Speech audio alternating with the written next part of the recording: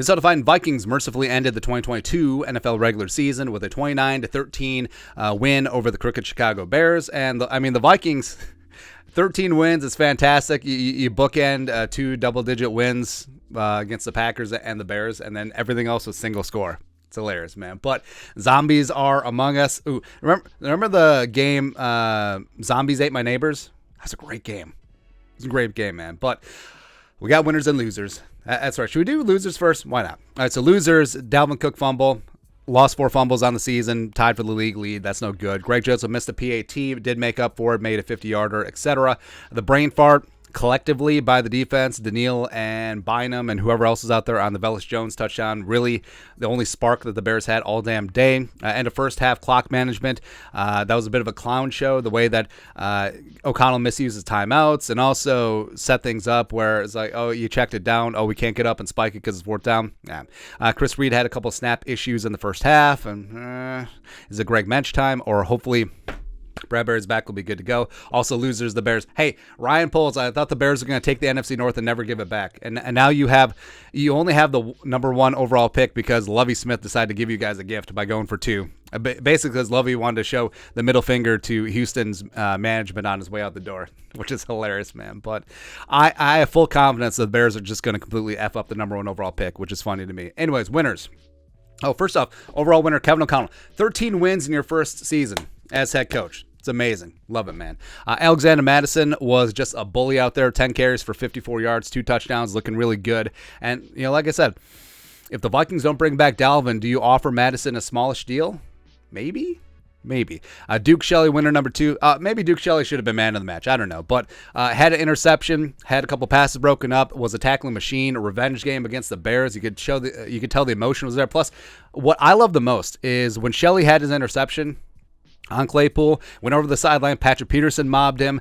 Durante Jones mobbed him. All the cornerbacks and DBs were all up on Duke Shelley. I love it.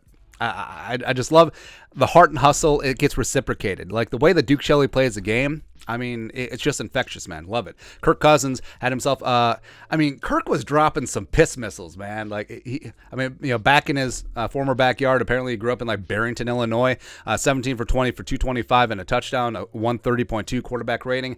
Cousins was dropping some dimes. He was looking good. KJ Osborne. KJ deserves more work. 66-yarder to get things started, 5 catches for $117. I think you could make a case that he is wide receiver 2 for the Vikings. Patrick Peterson, P-squared, had himself an interception, pass broken up on the 2-point conversion as well. CJ Ham, 4 for 47. The Bears were just like, whatever. The Bears wanted to lose this game, and they succeeded. The only thing they've really succeeded at this season. Oh, do you know that the Bears beat the Niners? Back in week 1. It's hilarious to me.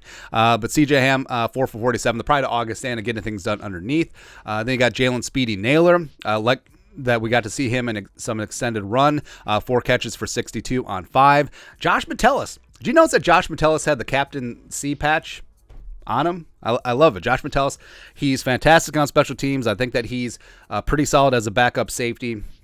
He got beat for a touchdown a couple, was it last week? Doesn't matter. But you saw the way that he filled in for Harrison against Detroit the first time around. You saw how Metellus played in this game. 3 passes broken up.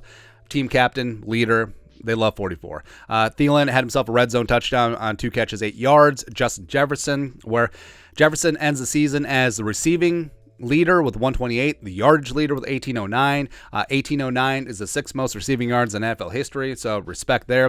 Jefferson, he's still that guy. And you know that he's going to be pissed off rolling into the playoffs. We're just like, had a great shot at this record. They took it away from me. It's whatever. Now, put the bank thing on. Daniil Hunter out there getting pressures and tackles on 3rd down. Love to see it. Asezi Otomowo. I think that Asezi is going to be a major part of the Vikings defensive line rotation for many years to come. Had himself a tackle for loss. Heart and hustle. Like, you see the intensity that he plays with, and that makes everyone else step up their game. So, offensive line blocking. So, you're down Bradbury, you're down Brian O'Neill, but 0 sacks on Cousins, 0 sacks on Mullins, a handful of pressures, but I think overall the pass protection was pretty solid. Right? And then you got Kyle Hinton specifically, where he had a seal block when he was lined up as tight end for the first Madison touchdown, as well as he was lined up at left guard with the second team, had a nice kick-out block on the King Kenne screen. So, I think Kyle Hinton could be a player. The pride of Washburn. Go Ichabods. Love me some 7th-round picks. Kyrus Tonga, another revenge game guy, former Chicago Bear, had himself a nice tackle for loss. Just really good at shedding blocks and getting some pressure up front. King Kene, where got a little bit of run in the running game. Good to see him get some carries. Ended up with, I'm really good with stats here, 5 for 13. Well, maybe not so good. Did have a nice 16-yard screen pass, though. Hawkinson had 1 catch for 16 yards, bounced around, got a 3rd and 11 conversion. William Kwenku, the UDFA linebacker from Temple, who I liked in the preseason. I'm glad that they picked him up. Had a nice tackle for loss, was filling gaps and shooting gaps really fast. I do think that him and Asamoah do play with a speed and intensity that you don't really see out there. Love it. And then Nick Mullins. So interception aside, I mean, Mullins looked pretty competent. 11 to 13 for a $116. Had a 71.8 quarterback rating, but that was because of the interception. But I do feel confident with him as the veteran QB2, where if poop hits the fan, him going in, it wouldn't be the worst thing in the world. We already did losers, right? Yes, we did. But overall, I mean, it's great that the Vikings showed well. I think it was important to get some momentum. And even though, yes, it was the Bears who were trying to lose, I mean, a win is a win. You play who you play. And the Vikings, the starters, they played and performed well. I think it will provide them some positive momentum going into Wildcard Weekend, likely against the Giants. So bring it on. Absolutely bring it on. But your thoughts are thoughts, winners and losers from Vikings and Bears. Let us know your thoughts and our thoughts in the comment section below. Subscribe for daily Vikings takes. Want to support the work? Put a little something in the Venmo. But till next time, Skol, production value.